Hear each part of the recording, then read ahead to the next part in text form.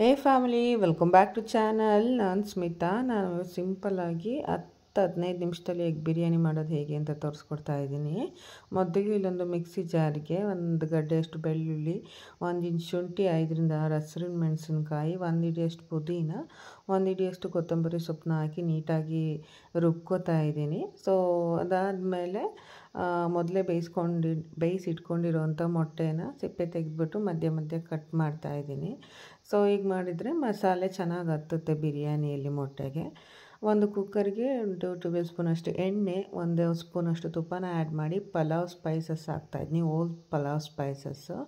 ಅದಾದಮೇಲೆ ಒಂದು ಕಟ್ ಮಾಡಿರೋ ಮೀಡಿಯಮ್ ಸೈಜ್ದು ಈರುಳ್ಳಿನ ಆ್ಯಡ್ ಮಾಡಿ ನೀಟಾಗಿ ಫ್ರೈ ಮಾಡ್ತಾಯಿದ್ದೀನಿ. ಈರುಳ್ಳಿ 1-2 ನಿಮಿಷ ಫ್ರೈ ಆದಮೇಲೆ ಟೊಮೊಟೊನ ಸೇರಿಸ್ತಾ ಇದ್ದೀನಿ. ಸೊ ಟೊಮೊಟೊ ಫ್ರೈ ಮಾಡುವಾಗ 1/4 ಟೀ ಸ್ಪೂನಷ್ಟು ಅರಿಶಿನ ಕೂಡ ಆ್ಯಡ್ ಮಾಡಿ. ಸೊ ಇದಾದಮೇಲೆ ಅದು ನೀಟಾಗಿ ಫ್ರೈ ಆದಮೇಲೆ 1 ಸ್ಪೂನಷ್ಟು ಕಸೂರಿ ಮೇಥಿನ ಆ್ಯಡ್ ಮಾಡಿದ್ದೀನಿ. ಇದಿಷ್ಟು ನೀಟಾಗಿ ಮಿಕ್ಸ್ ಆದಮೇಲೆ ನಾವು ರುಬ್ಬಿಟ್ಕೊಂಡಿರೋವಂಥ ಮಸಾಲಾನ ಹಾಕಿ ಅದು ಹಸಿ ಸ್ಮೆಲ್ ಹೋಗೋವರೆಗೂ ಫ್ರೈ ಮಾಡಬೇಕು. ಸೊ ಹಸಿ ಸ್ಮೆಲ್ ಹೋದ್ಮೇಲೆ ನಾವು ಕಟ್ ಮಾಡಿ ಸಿಪ್ಪೆ ತೆಗೆದು ಇಟ್ಕೊಂಡಿದ್ವಲ್ಲ ಮೊಟ್ಟೆ, ಅದನ್ನು ಸೇರಿಸ್ಬೇಕು. ಸೊ ಮೊಟ್ಟೆನ ಹಾಕಿ 1 ನಿಮಿಷ ಫ್ರೈ ಮಾಡಿ ಸಾಕು. ಆ ಸೈಡಲ್ಲೆಲ್ಲ ಎಣ್ಣೆ ಬಿಟ್ಕೊಂಡ್ಮೇಲೆ ನೀರನ್ನ ಸೇರಿಸ್ಕೊತಾ ಇದ್ದೀನಿ. ನಾನು 1.5 ಗ್ಲಾಸಷ್ಟು ಅಕ್ಕಿನ ತೊಗೊಂಡಿದ್ದೆ, ಇಲ್ಲಿ 2 ಗ್ಲಾಸಷ್ಟು ನೀರನ್ನ ಯೂಸ್ ಮಾಡಿದ್ದೀನಿ ಅಷ್ಟೇ, ಬಿಕಾಸ್ ಮಸಾಲೆಲೂ ಸ್ವಲ್ಪ ನೀರಿರೋದ್ರಿಂದ. ಅದಾದಮೇಲೆ ರುಚಿಗೆ ಎಷ್ಟು ಬೇಕಷ್ಟು ಉಪ್ಪನ್ನ ಆ್ಯಡ್ ಮಾಡಿ ನೀಟಾಗಿ ಮಿಕ್ಸ್ ಮಾಡ್ಕೊತಾ ಇದ್ದೀನಿ. ಸೊ ಉಪ್ಪನ್ನ ನೋಡಿ ಹಾಕ್ಕೊಳ್ಳಿ, ನಿಮ್ಮ ಕೈ ಅಳತೆ ಗೊತ್ತಿರುತ್ತೆ ಅಲ್ವಾ.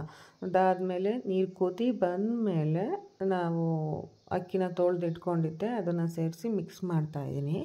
ಸೊ ಅದು ಒಂದು ಕುದಿ ಬಂದಾದಮೇಲೆ ಒಂದು ಅರ್ಧ ನಿಂಬೆಹಣ್ಣ ಹಿಂಡ್ಬಿಟ್ಟು ಮತ್ತೊಂದು ಸಲ ಉಪ್ಪು ಸರಿ ಇದೆಯಾ, ರುಚಿ ಸರಿ ಇದೆಯಾ ಅಂತ ಚೆಕ್ ಮಾಡಿಕೊಂಡು ಮಿಕ್ಸ್ ಮಾಡಿ ಕುಕ್ಕರ್ ಮುಚ್ಚಳ ಕ್ಲೋಸ್ ಮಾಡಿ 1 ಅಥವಾ 2 ವಿಷಲ್ ತೊಗೊಳ್ಳಿ ಸಾಕು.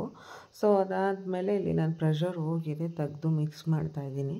ಸೊ ನೀರು ಕ್ವಾಂಟಿಟಿ ಸರಿಯಾಗಿದೆ, ಅನ್ನ ಉದುರಾಗ ಆಗಿದೆ. ಮಿಕ್ಸ್ ಮಾಡುವಾಗ ನಿಧಾನ ಮಿಕ್ಸ್ ಮಾಡಿ, ಮೊಟ್ಟೆಗಳೆಲ್ಲ ಬ್ರೇಕ್ ಆಗಿಬಿಡುತ್ತೆ. ಸೊ ಒಂದು ಮಿಕ್ಸ್ ಮಾಡಿ 1 ನಿಮಿಷ ಕುಕ್ಕರ್ ಮುಚ್ಚಿಟ್ಟು ಆಮೇಲೆ ಸರ್ವ್ ಮಾಡಿದ್ರೆ ಈಸಿ ಎಗ್ ಬಿರಿಯಾನಿ ರೆಡಿಯಾಗಿ ಹೋಗುತ್ತೆ. ಮೊಸರು ಬಜ್ಜಿ ಜೊತೆ ಸರ್ವ್ ಮಾಡಿ. ಸೊ ವಿಡಿಯೋ ಇಷ್ಟ ಆದರೆ ಪ್ಲೀಸ್ ಸಬ್ಸ್ಕ್ರೈಬ್ ಮಾಡಿಕೊಂಡು ವಿಡಿಯೋಸ್ನ ನೋಡಿ ಇದೇ ರೀತಿ ಸಪೋರ್ಟ್ ಮಾಡಿ. Thanks for the watching.